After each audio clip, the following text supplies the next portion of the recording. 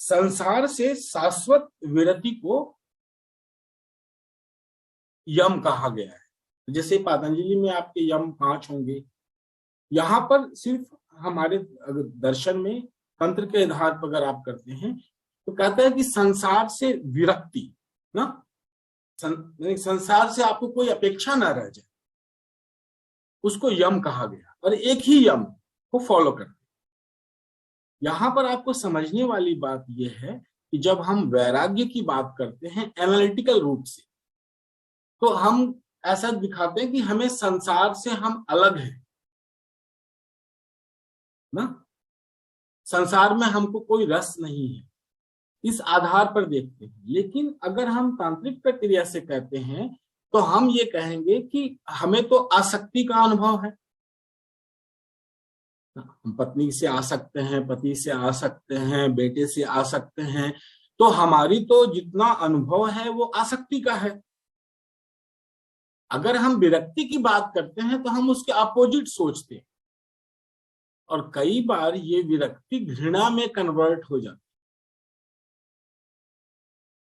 है। वैराग्य जो है वो घृणा नहीं है, संसार से घृणा करना वैराग्य नहीं है।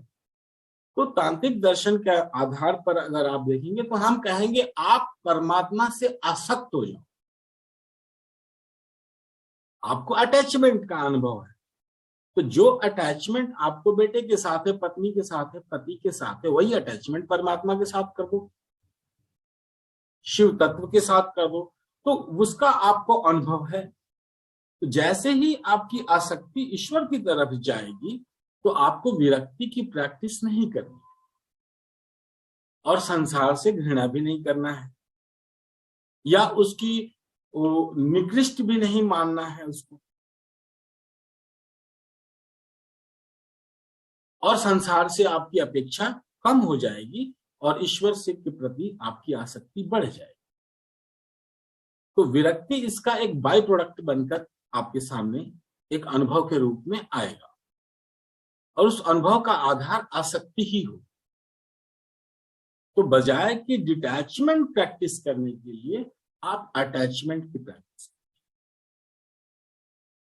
और वो अटैचमेंट आपका सीधा ईश्वर से हो जाएगा। जिस भी तत्व को आप मानते हैं, शिव तत्व है, शक्ति तत्व है, या जिसको भी आप ईश्वर के रूप में जिस तत्व को मानते हैं, आप अपनी आसक्ति गड़बड़ा दीजिए।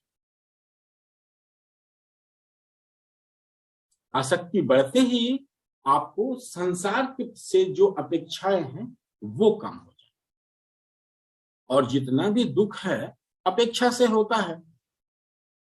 हम आपसे कोई चीज एक्सपेक्ट करेंगे, आप वो नहीं करें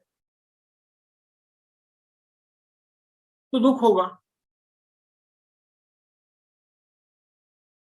और ये अपेक्षा जितनी कम हो जाएगी दुख कम होता चला जाएगा।